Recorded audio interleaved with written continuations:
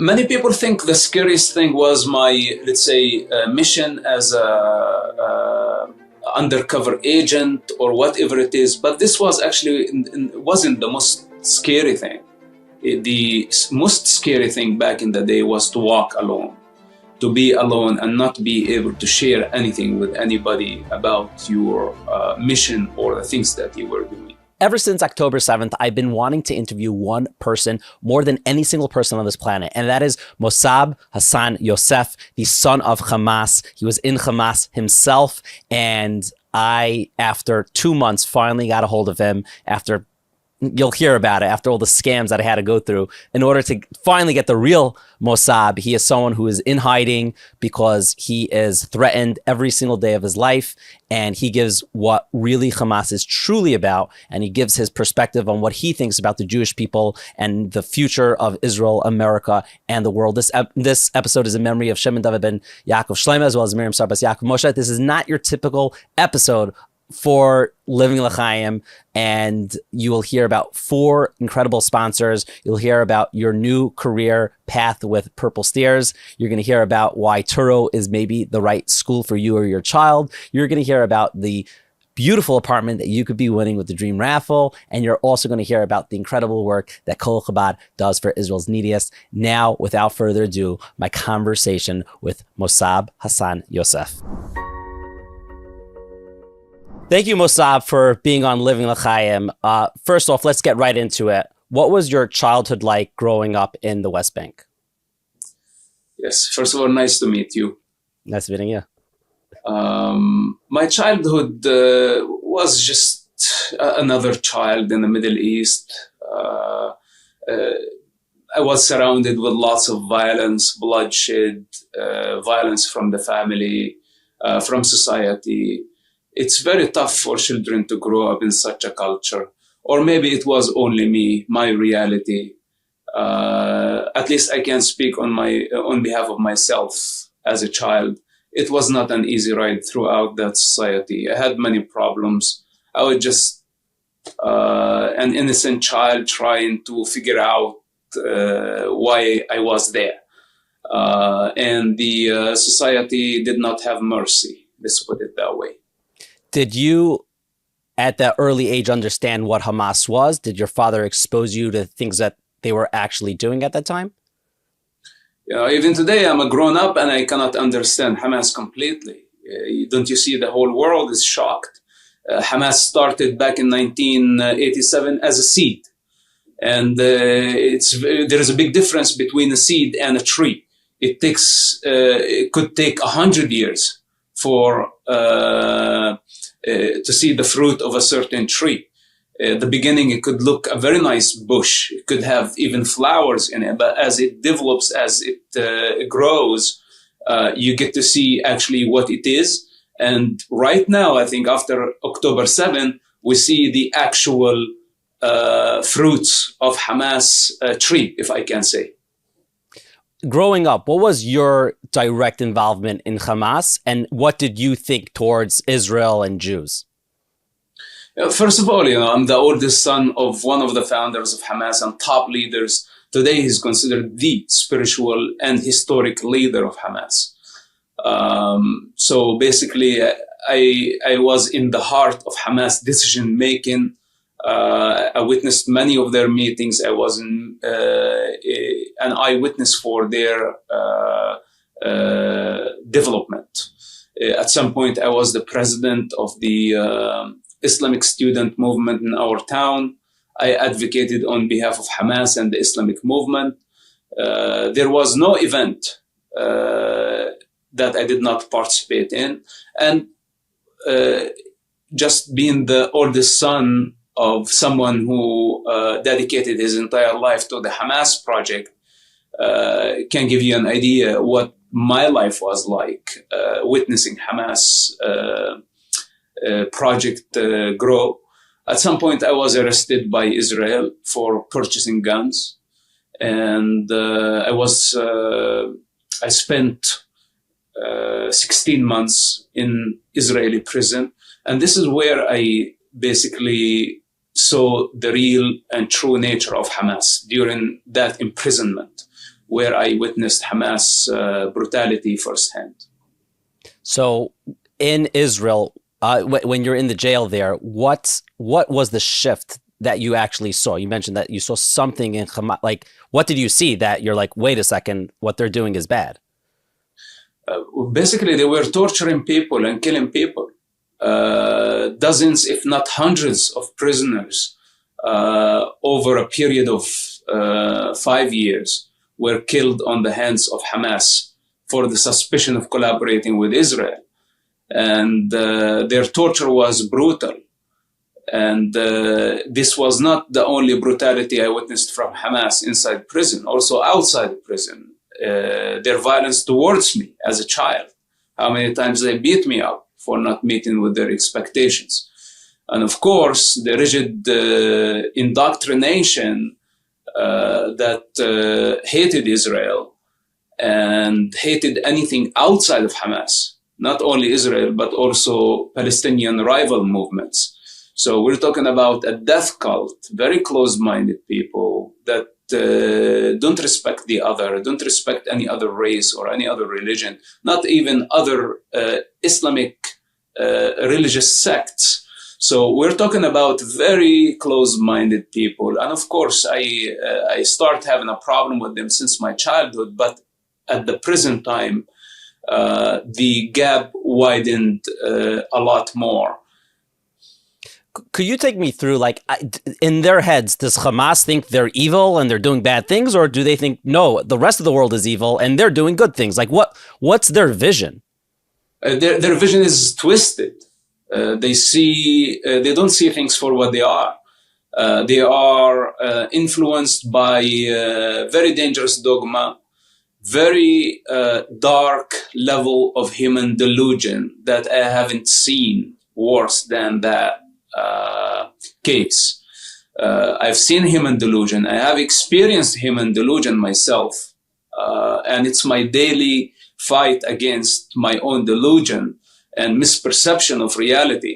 But when it comes to Hamas and their delusion, it's something unheard of. I have traveled throughout cultures. Hamas, nothing can be compared to Hamas and their delusion. So of course they see that they are right.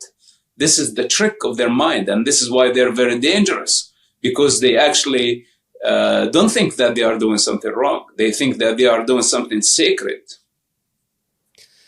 When you made that shift to officially part ways from Hamas and that mindset, internally, emotionally, what did you have to go through? Because technically, if you're making that shift, you're basically saying your whole life is kind of a lie. Right. Well, maybe life is a lie itself.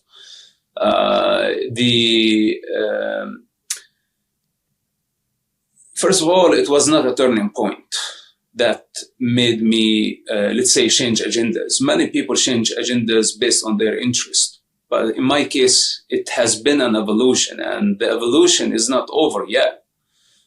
It's my life journey and all the chain of events that brought me to this place, and the chain of events that would actually continue from this point on. Every small event or big event made a difference in my life. And every day of my life has been a brick in this structure. And I choose to build my life on solid foundations.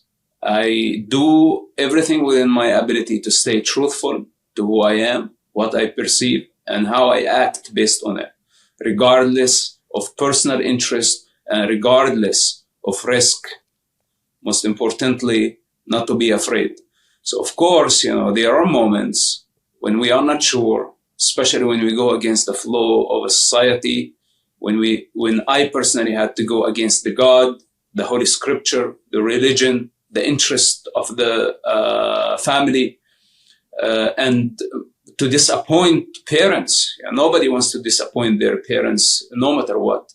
But in my case, there was no choice, because as you see, 20 years later or 25 years later, after the choices that I made back in the day, look at where Hamas ended and what Hamas eventually what type of destruction they brought to the universe.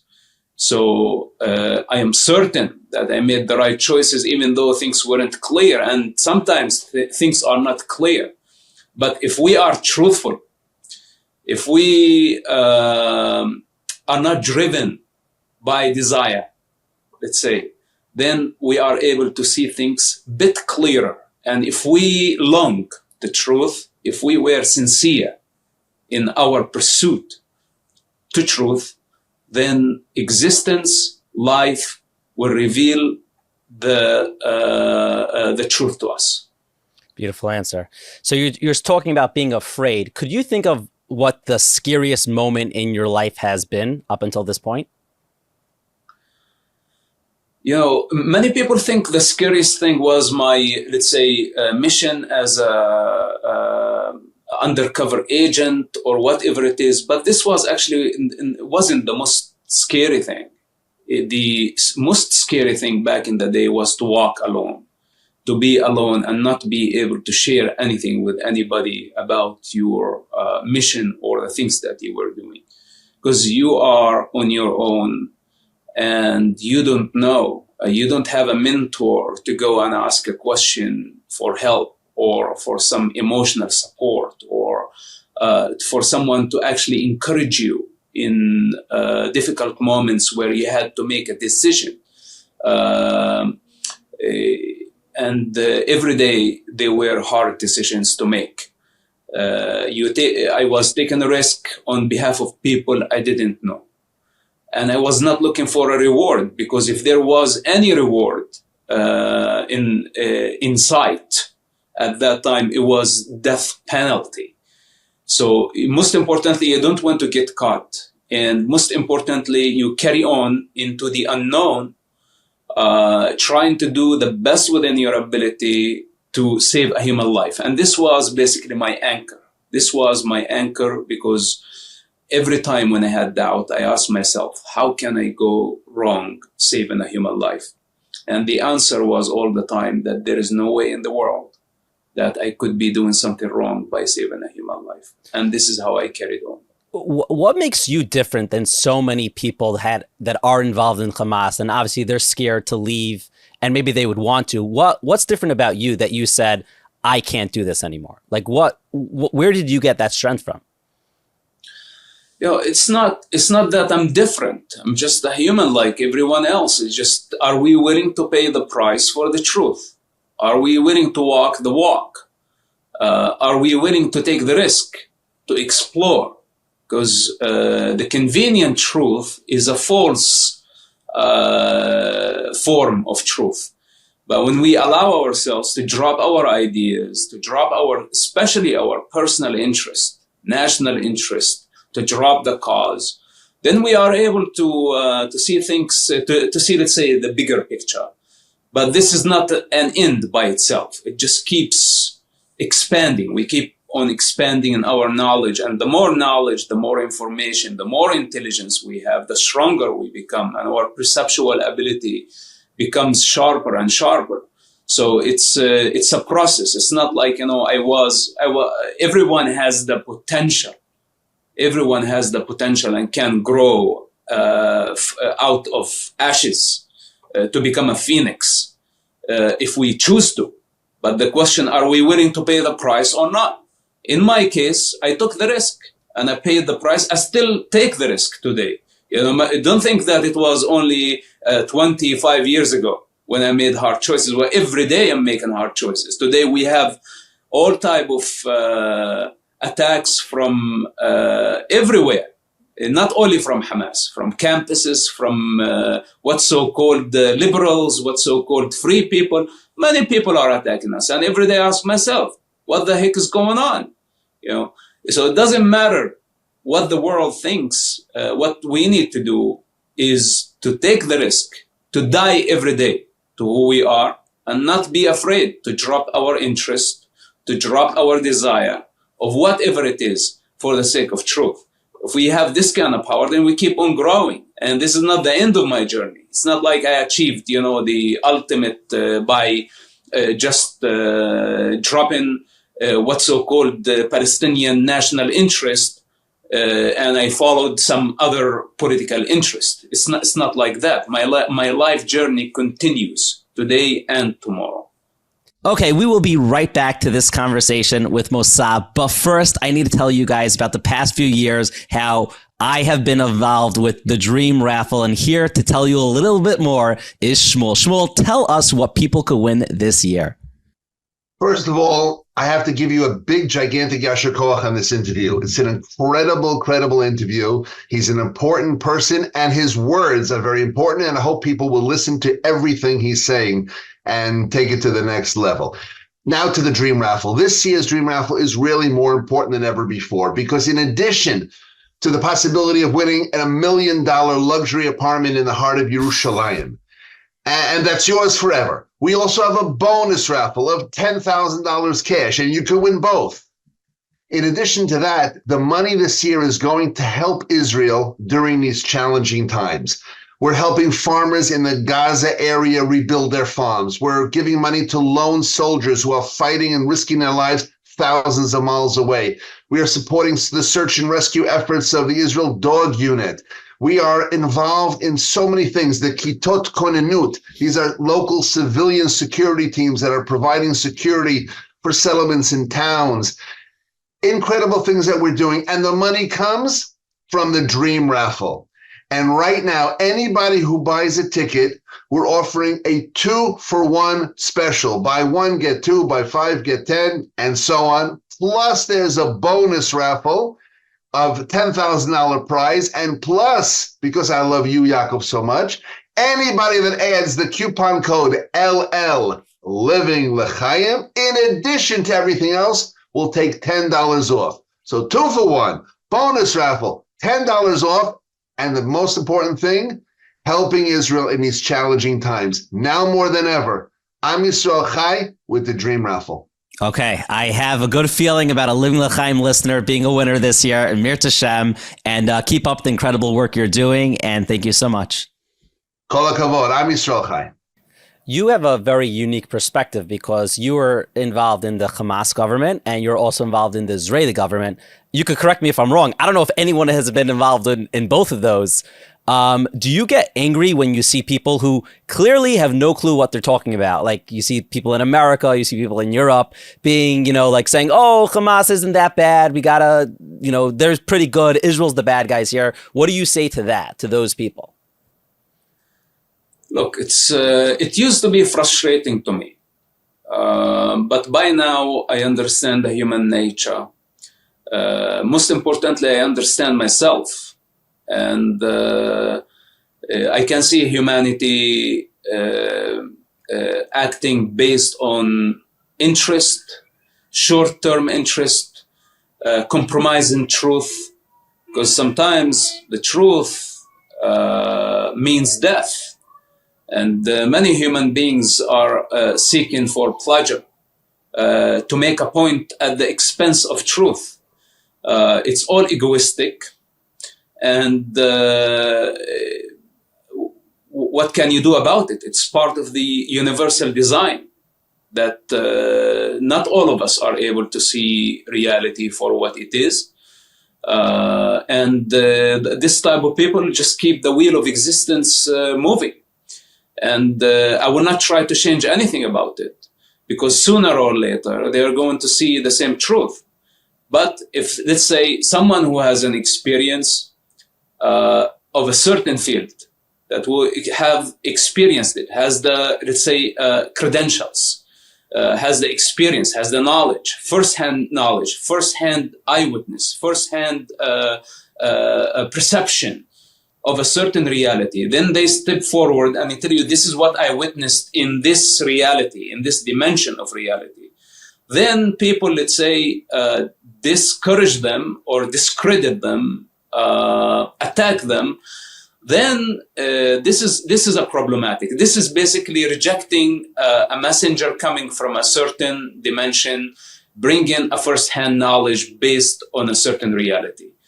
Because we cannot explore all dimensions of life and all dimensions of truth. So let's say if someone came from the Mexican cartel with knowledge about the drug lords, etc. You'll have to respect that, because if he has a first-hand experience, then he has the authority to speak on that. The scientist in a certain field has the authority to speak on that field. Same thing. So, but a majority of people have only opinion. They haven't experienced the truth, and they are arrogant. They prefer to stay in their ignorance, to just make a point, a political point, and they don't understand that by doing so, they are hurting so many innocent people, because by rejecting truth, they are increasing their own suffering, and they are increasing the suffering of the world. Suffering is the outcome of confusion, of falsehood. In fact, violence, the violence of Hamas today that we are experiencing, is rooted in ignorance and is rooted in human delusion, and is rooted in falsehood. In truth, there is no confusion. So eventually, falsehood and rejection of truth will eventually lead to violence. And this is why today, when I look at the United States campuses and many who speak on behalf of the Middle Eastern problem, advocating on behalf of savages, on behalf of Hamas, I say, wow, this is incredible, because what they don't understand, that this very falsehood, this is how Hamas started. They started with some false idea, and it took about 36 years to manifest one of the worst genocides of our time. So if we continue here in the United States, in Europe, everywhere in the world, our anti-Semitism or our hatred towards a minority or towards a race based on basis of falsehood, eventually all of us are going to pay the price of violence. Could you speak to the people who say, no, come on, Hamas actually cares about the Palestinian people. Israel are the evil ones. Israel's trying to kill all the people there. Could you speak to those people? These accusations are baseless. As someone who lived with Hamas in prison, if you want to get to know a group of people, stay with them in prison for 27 months. This is a little bit more than 2 years of daily life with Hamas monsters in prison. And those monsters in prison are the same troublemakers today outside the prison who are actually, who planned and committed the genocide. So I say that these people are not good news. It's as simple as this. I don't need to try so hard to convince the world that this is a group of people posed as nationalists, posed as freedom fighters, but in reality, they are savages. And they just committed a genocide. The genocide was committed on October 7th, is irreversible. Nobody can change this reality. Hamas captured footage, videos, documented everything they did with their own cameras. There is no more evidence. There is no more truth superior to this. So now, if we want to be in denial, and just say, no, it didn't happen, and they had the right to do that, then we automatically participating with Hamas. This is the danger. The moment we justify a genocide against a race, we become partners in the crime. This is what, this is not a political point of view. Freedom of expression is something. And I respect everyone's freedom to express themselves. But when it comes to anti-Semitism, Nazism, advocating on behalf of savages, barbaric group that is killing their own people, killing other people, endangering the global security, destabilizing an entire region, then we have a serious problem. This is not freedom of expression, not anymore. There is a very clear line where we stop. Terrorism is not freedom of speech. So where would you suggest, and it could be you don't have the answer here because it's a complicated question, where do you suggest we go from here? Like, what could Israel do? What could Palestinians do? Is there anything to be done now? Look, Israel is doing the hardest part, and those who are on the front lines, those are the ones who are doing the hard work. It's not me, it's not you, and it's not all those who are sitting in comfort right now. The soldiers who are on the ground in the face of one of the darkest embodiment of evil, fighting on, I would say,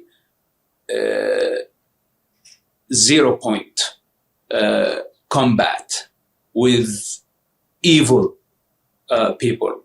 So this is the most important people on the front line, that they're doing the job. Thank God that we have brave soldiers who had to leave their lives, to drop their personal lives, to leave their families and be in such a situation. To those, I bow. Those are the real heroes. And this is the most important thing, that we defeat Hamas, we eradicate Hamas on the ground. I don't know how this is going to take and how long it will continue, but I pray that it's not going to be for a long time. And I pray that our soldiers and our hostages return to their homes safe and well. And I pray that Hamas be uprooted, destroyed, annihilated, to the last leader, to the last soldier they have. Because we cannot afford another genocide. We cannot afford having another Gaza war. So this is what needs to be done today. Now, post-war, things will be clearer. And I'm sure the world will do whatever it takes, including Israel, to heal the region, to heal the world, to build bridges. There will be time to talk about peace. There will be time to talk about economy and education. But as of now, we are at war. And I hope that soon we will be able to eradicate this monster. We're about to get a little personal with Mosab, but first, I just need to tell you something that I just stumbled upon. Something so game-changing, I had to share it with you. So, you know that feeling when you're stuck in a job that's just not cutting it and you're secretly dreaming of a way out? Well, dream no more, because I've got the scoop on a platform that's revolutionizing the way people find better jobs. Yes, introducing Purple Steers, the undercover job seeker's best friend. Their mantra: get noticed by your next employer, hide from everyone else. I mean, how cool is that? It's like having an undercover ninja working overtime for ages. We've all been silently yearning for a platform like this. And guess what? It is finally here. So here's the genius part. Employers can easily browse through masked candidates. When they find a potential match, they can request the candidate unmask and reveal their full profile and identity. The key: the candidate decides whether to unmask their profile for a specific company. So what does this mean? This means that candidates maintain full agency over who gets to see their information. It's a privacy-first approach that ensures candidates are in the driver's seat, deciding when and how they connect with potential employers, whether they are keeping it under wraps or ready to shout it from the rooftops. This is not your run-of-the-mill job platform. It's an opportunity platform. Employers are going bananas over this concept, and they're already lining up to get in on the action. So, candidates, if you've been feeling a bit stuck, unhappy, or just plain curious about what else is out there, it's time to take matters into your own hands with your job search. So it's 100% free for candidates, so you should really give this a try, because why not? So sign up at purplesteers.com today, because trust me, when I put my name behind a game changer like this, you know it's the real deal. Go to purplesteers.com for the action. Your life is about to get a lot better. I mean, clearly you don't have a relationship with your father at this point, but do you have any form of relationship with anyone? Maybe your brother, maybe your mother, maybe a good old friend. Is there any connection to your past, or none at all? Not at all. My past, remember, I did not leave Hamas yesterday. It has been many years already. And my father disowned me. He was the first to disown me some 12 or 13 years ago. As well, my mother and my siblings. Of course, I am not sure that they did it out of their heart, but it doesn't matter. This was their decision. And many times I said, I don't like hypocrisy. They cannot disown me publicly and try to reach out to me in secret. I don't like this type of relationship. Either I'm your son or not. Mm-hmm. There is no halfway. You cannot tell the whole world, this is not my son, then reach out to me, as a father and say, I love you, you're my son, you're part of me. Doesn't work this way. Now, after October 7th, I always loved my father. I saved his life, and I always honored my parents. I still do honor them as my parents who gave me life. But my father, as a Hamas leader, I don't give him a cover, and I don't give him validation for whatever he was doing. This is why after October 7 and watching the genocide committed by Hamas, the 46 film massacre done by the IDF, I came to a point where there was no return, where I had to disown my father as well. Even though he disowned me 12 years ago, I always thought of him as my father, but we reached a point after October 7 that things had to be clear, that we had to define the lines, because if there is any personal interest remain there, we cannot win this war. And this was a situation where I had to disown my father. This is my expression. This is my way of saying that there is no compromission in the truth. This is the way I want to express to the world that when we are in the face of savages and barbarism is spreading like wildfire, and we are at the verge of total destruction if we allow that to happen. This is when we have to drop our tribal interest, to drop our personal interest, and stay truthful. If we are not able to demonstrate this, it is going to be a total destruction. So this was basically my message. It was one of the hardest things when it comes, to someone to disown his own father. And I hope that we will all be able to heal out of this situation and move on. I can't even imagine how hard that was. I keep on thinking about there's in the Torah, in the Bible, there's a common ancestor of ours, Abraham. He's told by God to slaughter his son Isaac, and Abraham represented chesed, which is loving kindness and just being good and caring for people and giving to people. And then he has this wild mission from God of saying, wait, do you do it because you want to do it or because this is the truth? And God gives him this mission to slaughter his son. We know in the end, it didn't end up happening, but he was willing to do it because he says, you know what? I got to follow God. And I see it kind of the reverse of like you disowning your father as difficult as it is. And it's like, I can't even imagine. And you're still like, you know what? This is what the right move for me is to do. Do you feel like a similarity there? Well, first of all, our father, Abraham, first of all, he disowned his own father.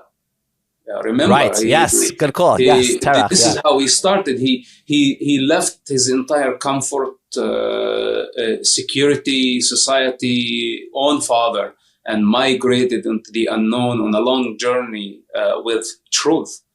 So he was not only tested by if he had the capacity to let go. It was not about slaughtering his own son. This is all symbolic.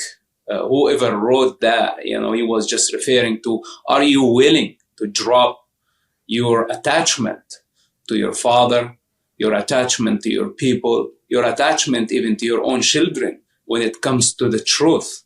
When it comes to the source, the creator, what do you choose? Do you choose your father? Do you choose your son? Do you choose your siblings? Or you always will have the truth first? And this is actually why we have crisis all the time, that our attachment, not knowing and forgetting that we all are going to die and get separated from those we love so much. So basically, it's not about violence as much. It's about the power, the inner power of individuals to rise above our personal interest and the limitation of our mind. So this is one of the most inspiring stories. It's not a story of violence as much. It's a story of power. It's incredible. What does your life look like now? And how are you? Like, are you happy now? Are you constantly worried? Where are you emotionally? Well, look, since prior to this war, I was leading a very simple life, and my mornings were very quiet. I had a creative project. I cannot talk too much about it, but I was part of this spectacular project, and we were involved with a bunch of engineers and architects. Then suddenly, the war happened, and I had to put everything on suspense. And it has been two months since then. It hasn't been an easy ride, especially for me. I had to go back to the 20, 25 or 35 years, even to my childhood and all the traumas of the past, which I thought, I had moved on. But then suddenly I had to explain to people. I had to stand in front of the United Nations and fight and yell at everybody. I had to speak Hamas language from day one, when I saw the situation, and I had a feeling that Hamas ideology is infiltrating the West. I got really, really angry, and I had to speak their language. So many of my friends who saw me is like, "Is this you?" It was impossible for them actually to believe that I spent most of my day alone in silence. And my life was amazing and still amazing. But now we are at war, and many people look at me as like, "What the heck is going on?" You're very angry, and say, "But we are dealing with one of the biggest crises of our time. What are you expecting?" So I'm content, you can say, with the choices I made in my life. I don't know. I cannot say happy, because the other side of the coin is also being sad. So I don't go through these ups and downs. I was just forced back into this human drama, and I had no other choice but to express my very deep emotions to the world. But in my reality, where I live, as a normal person, I don't even claim happy or sad. I'm content with whatever life gives me. And as long as I have the sunshine and have my breath, I'm content and I'm satisfied. That's all I need. So I hope that this dark cloud will pass us, and all of us will go back to creativity, to being productive, and back to life. One of my favorite moments with Mosab is actually coming up. We're going to be discussing the relationship between the Torah and Mosab. Well, you're going to hear all about it. But before this October 7th incident, massacre happened, we at Living L'Chaim were talking about Kol Chabad for almost a year now. We were talking to them on Kosher Money, and I've been talking to them on the show Inspiration for the Nation. But they've been around for over 100 years. And what do? They go ahead and help Israel's neediest, Israel's people in need. And that includes, obviously, orphans and widows and people who just don't have money. And they can't put food on the table. They don't have shelter. They don't have the basic needs to live as a decent human being. And they don't discriminate. They help the people of Israel. So your brothers and sisters who are in need in Israel, and unfortunately, there's so many. And of course, with what's going on, there's so many more people in need. But even without what's going on, there's so many people that need your help. So you could go to kolchabad.org/living-l'chaim, or just kolchabad.org. You can find the link in the show notes, and open your hearts. We're always thinking, what could we do?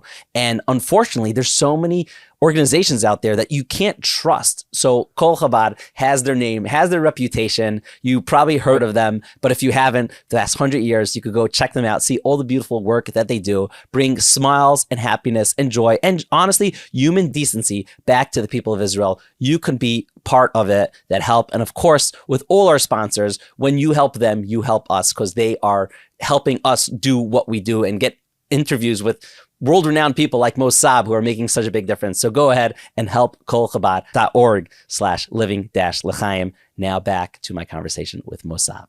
Do you ever question that, like, you know, everyone has their struggles in life, but do you ever question, like, your situation is way more drastic than the typical? Like, if you take a step back, like, you're born into a terrorist group's family, like your father is, you know, one of the co-founders of Hamas, and you're giving all these missions to do these wild things. And then, you know, either you could live your life doing that, something you hate, or break off and have to shift your entire life. Do you ever question, like, why me? Why am I given this hard test? Well, first of all, it's not a hard task. It's basically, it starts with a small test. And if you pass the test, then you're immediately into a bigger task. This is how truth reveals itself to us. This is how it works. And all depends on our capacity. Are we willing to keep growing? And this has been my life journey, as I told you earlier. So if I was only living in mind, and I was trying to accomplish, let's say, something personal throughout the challenge, I would break a long time ago. I would cease to exist many, many years ago. But now I understand that everything in this experience is just for me to learn.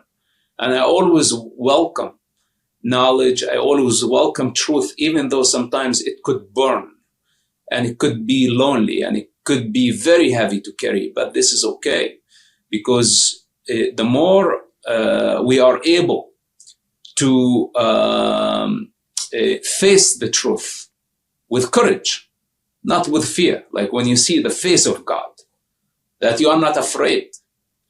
Most people are afraid and they go into hiding. So no, it's the more we grow, the more we see, the more we are able to understand, to integrate. And this is always welcomed. And I don't have a problem with it. It's at the early beginning, I had struggles, you know, it was very heavy. But right now I say, bring it on. Whatever it is, bring it. That's an awesome attitude. Are there any people that you look as heroes? It could be someone, you know, popular in the news, like, I don't know, like Elon Musk or one of the presidents, or maybe individual, someone in the Israeli army. I don't know. Who do you look at as your hero? Look, there is no such a thing as a hero, not in this life. But they are individuals who fight the good fight. They are able to fight their own monsters. And I think those who reach the point that they were able to master consciousness, master their own mind, know the difference between who they are and what they have perceived. Those are true warriors. And once you are able to fight a good fight, then you can fight another one, then you can fight another one. A hero sounds or feel like a destination. Mm. And true warriors never give up. Even if they win a war, or let's say they lose a war, they always continue to be warriors. They don't just drop their, let's say, armors and their swords and say, okay, this is a moment I want to become a hero. You know, then they stop growing. So the true heroes are unknown, and they are working against so many odds. Maybe some of us have achieved great reputation. We have created sophisticated things. We have invaded space, etc. But this doesn't mean that this is the highest potential. There could be a story that nobody heard about. Some child in an unknown society that is demonstrating the power of the universe, but not seen to the rest of the world. So with that said, I don't see heroes. I don't need heroes. All I need to do just to be and to stay truthful to who I am until the last breath. Like when the last breath is there and you know that it is over for this permanent physical body, that you feel that you're satisfied, that you have accomplished, that you did the best within your ability and you moved on peacefully to wherever you're going after. And that's enough. Really incredible. Right before we started recording, you were telling me off camera about an event that just happened. Could you share what you were discussing right before we hit record? Yes. One of my biggest concerns from day one, the IDF soldiers on the ground going into a territory filled with booty traps and bombs, tunnels, where a bunch of savages using human shields to kill those soldiers. And I did not want to be one of those soldiers. Truly, it's one of the hardest missions any modern army had to go through in our modern day. And that's the IDF. And I just saw this soldier getting hit by a grenade. And he fell. Then he stood again, and he kept fighting Hamas savages until he eliminated them. I mean, this is not Hollywood. What I was looking at, this is not Hollywood. You could see everything. You could hear it. I mean, if somebody shoots a bullet in a close range, it would deafen the person. You wouldn't even hear anything. So can you imagine a grenade thrown at you, in a foreign territory, in the face of savages, and you just carry on until you accomplish your mission, carry on wounded. This is something that is beyond imagination. To this type of warriors, I bow. It was so humbling to see something. This is just recently, by the way. It was just published by the IDF to show the resilience and the bravery of some of those fighters fighting on behalf of all of us. And to those, I truly bow. Okay, we will be right back to my conversation with Mosab and his true feelings about the Jewish community. But first, I want to talk to you about something important. We're aware that anti-Semitism is unfortunately on the rise in many college campuses across the country. It's a challenging time for students who are seeking not just a great education, but also a campus that aligns with their values. If this resonates with you, I have some great news. Turo is opening its doors to students just like you during their upcoming instant decision enrollment period. This is your chance to join a community where your values are shared and respected without compromising on the quality of your education. So mark your calendars. From December 18th through December 29th, Turo invites you to apply and receive a decision within just 24 hours. Imagine, in less than a day, you could be on your way to starting an incredible journey at Turo NYSCAS, Lander College for Men, Lander College for Women, or Lander College of Arts and Sciences. They have a lot of stuff. At Turo, you'll experience not only a top-tier education, but also a community of dedicated faculty and a direct pathway to respected graduate and professional programs. So whether you're interested in medicine, dentistry, pharmacy, finance, law, accounting, business, computer science, or health sciences, Turo is here to help you learn, grow, and succeed. This is more than just an education. It's about gaining the skills, experience, and credentials you need to thrive in your chosen field. So Turo is committed to your success, and now is your chance to be a part of this vibrant and supportive community. Some of my best friends and siblings have excelled in their adult life, and they always say Turo played a pivotal role. So don't miss this opportunity. Apply between December 18th and December 29th for an instant decision. Visit turo.edu/instant decision for more information and take the first step towards a future where your values and your education go hand in hand. Turo is waiting for you. You can see a lot more about it in the links below. Now, back to my conversation with Mosab, the son of Hamas. When I was trying to get you for an interview, you're obviously very popular now, and everyone's wants to hear what you have to say.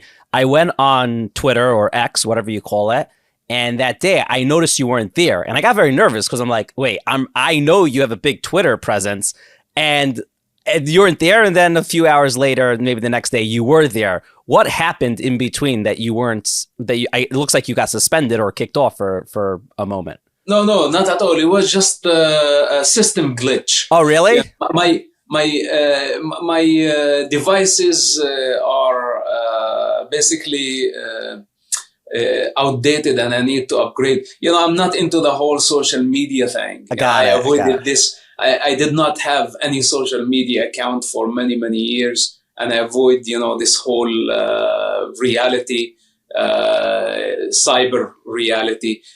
But I had to start over since October 7th because I needed to communicate with people. So every now and then there could be just a system glitch. And yes, they could shut me down. I think many forces are trying to attack my accounts or whatever it is. I will continue as much as I can. I think Elon Musk is someone who, I don't know him personally, but I think he's someone who does stand for truth. So I don't think he's gonna, do anything to your account sooner. I think he sees what you're doing. Well, let's see, because the some of the projects that I have coming in the future, they're going to be a little bit challenging, I think, for this platform. And I would like to see actually the truthfulness of Elon Musk, if he's actually has the capacity to handle big controversies or not. And I think in the next 6 months or so, one of my projects is going to send some tsunami waves into the Arab and Muslim world. And I want to see actually if this platform X will handle the truth. Or would handle the freedom of speech. So it's too early to decide.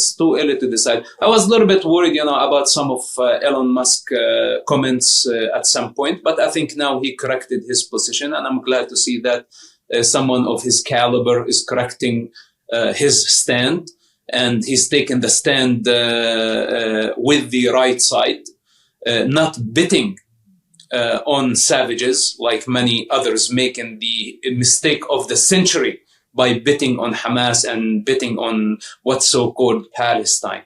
So I'm glad to be on this platform X, and I will continue as long as needed. And if one of the days you don't find me there, don't think that this is the end of me. It's just a social media account. You should know. I'll say it on air. Why not? I was trying to get to you. So once I didn't see you on X, I went to other platforms, and there are people saying that they're you, and they are definitely not you. And they're asking for money to do interviews. So I'm happy to send to your team after all the fake Mosabs out there, because it's clearly not you.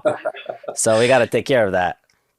Yes, there's so many people impersonating me, and as you see, this is how false the reality we are living in, and I cannot stop them. But hey, there is me, and there are many people who want to be me for some reason. I hope they will get to carry some of my karma then. Right. Fair enough. Okay, so I told someone that I'm interviewing you, and they didn't know much about you. I just gave them a basic background, and they're like, okay, so he's been on, I guess, the side of Israel for so long, but how do you know he's not like a double agent? Like he's really, he's Hamas, and then he's making believe he's for Israel, but maybe he's still part of Hamas after all this. And I'm like, wait, so you say like the past 25 years of his life is like a shit, like... What would you respond to someone who's saying that, like, I don't know if I could trust you? I don't know. I don't know how to respond to people like this. Yeah, it's if someone is living in fear and to this degree of non-trust, don't try to get into their head and try to convince them. They are a rabbit hole. Once you get in, it will be almost impossible to get out. We stand firm, I am what I am. And I cannot convince, there is no one under the sun who is not blamed. Everyone is blamed. It doesn't matter. You try your best. We stay truthful to who we are. And if the world accepts us, they accept us. If they don't, at least we know who we are. I just want to finish off with this one last question. Is there, I mean, obviously you've seen a lot of darkness in your life and you see a lot of the darkness in the world. What words would you say to the people who, maybe it's the Jewish people, maybe it's anyone in the world that feels very scared about what's going on? What words could you give over that could maybe give them that strength or something to inspire them? Look, the Jewish people are very, very dear people to me. And maybe in my life I met more Jewish people than you did. Probably. You're a little older than me, probably. It's not about age. It's about the circumstances of my life and where my journey took me. I met, I don't want to say most of the Jewish communities worldwide. Not only in the United States, but worldwide. I have traveled over the past 27 years within the Jewish communities. Wow. I met with mostly Jewish people. Hundreds of Jewish families opened their houses. I had Shabbat dinners with them. I met their children. I adopted some of their children. Some of their children call me uncle.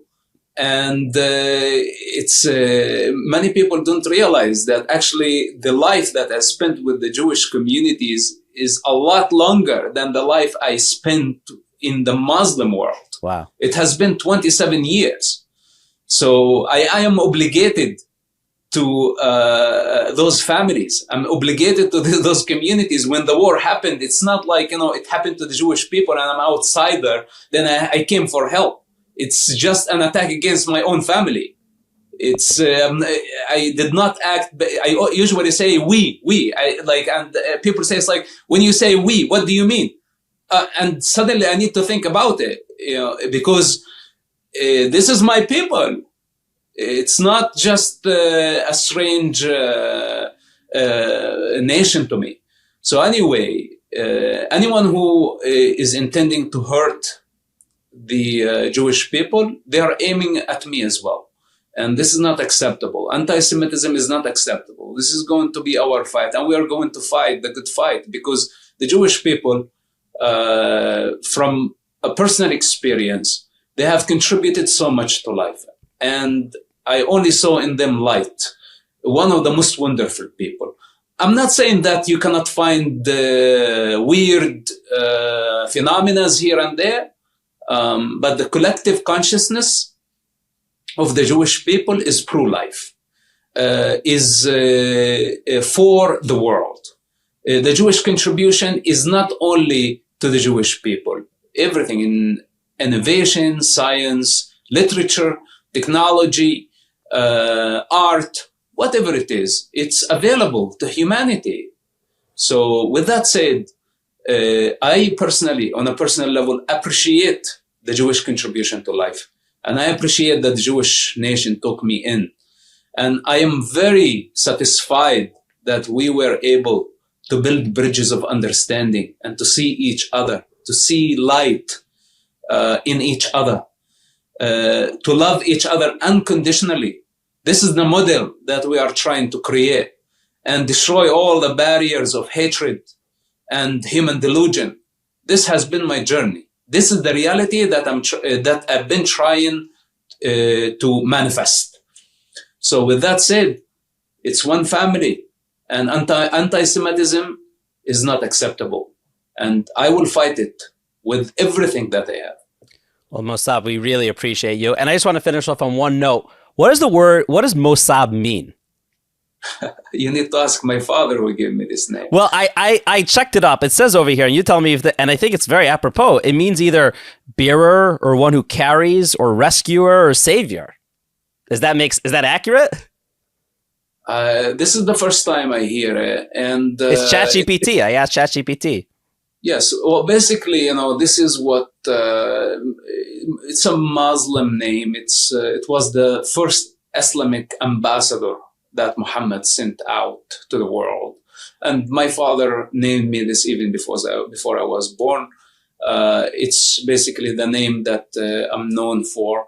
My official name on my official documents is completely different. It's my name by choice, but I cannot reveal it to public. So I go by many names. Many people call me different things, but I am one soul.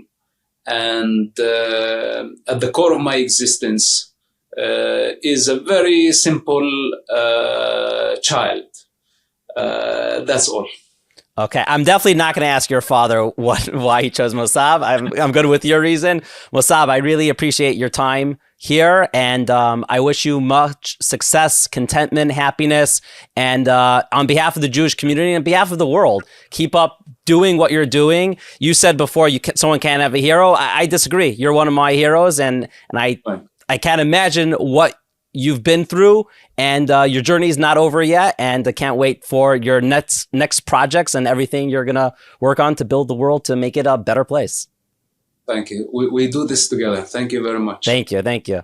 Thank you so much for watching or listening to this week's episode, this week's special episode. I've never released an episode during the week. That's why this is not, it's a Living L'Chaim episode. I don't know, but we're going to include it also on our inspiration podcast link. If you watch this on YouTube or listen to this on Spotify, go ahead and leave in the comments, hero. I know he's going to cringe and he's going to be seeing this and looking at the comments, but I want him to know that he's a hero, someone who's going against everything that he stood for in the past, because it's like, that is not the truth. That's why Mosab is a hero. So just leave a hero or leave your comments. We want to hear what you have to say. Maybe you have the solution for what should be done, how we could actually finally eradicate Hamas. We want to hear everything you have to say in the comment section. And of course, go ahead and please check out our sponsors. They're incredible. You should know there's a fifth sponsor of this episode, but I reached out to him about his business. He's like, no, I just, here's a donation to Living L'Chaim. So if you want to give a donation to Living L'Chaim, you definitely go on our website, give us a donation. But kudos to him who says, he said, this is beautiful. I love what you're doing. I don't need anything out of it. And I'm definitely going to repay him in ways he can't imagine, but I really appreciate that. But the other four sponsors that you do know about, go ahead and check out Purple Steers. Please go ahead, just test it out. You'll enjoy it. Go ahead, and if you have not given to Kol Chabad yet, or even if you have, give to them. They're Israel's neediest. If you want to win an amazing, beautiful apartment, go to the Dream Raffle. Obviously, use the code LL for $10 off, and also you'll be helping so many incredible organizations in Israel. And last but not least, go ahead and check out Turo. If you're not in Turo, it might be the right school for you. I know so many people have such an amazing experience there. And if you enjoyed this episode and you think it gives someone strength, it could encourage them to live a better life. Maybe you want to send it to your friend. Maybe you want to send it to your enemy. I hope you don't have enemies, but if you do, there's a lot of people that need to be watching this conversation. We want to amplify Mosab's voice, and we want more people to consume the truth. So until next time, till the Saturday night, Motzei Shabbos, are actually hitting you with an incredible inspiration for the nation, a little teaser. I flew to Israel for a few reasons. This person is one of the reasons I flew to Israel. And wow, we've been editing this episode until you're going to see this Motzei Shabbos. Until next time, keep on being a good person. L'chaim. Living L'chaim.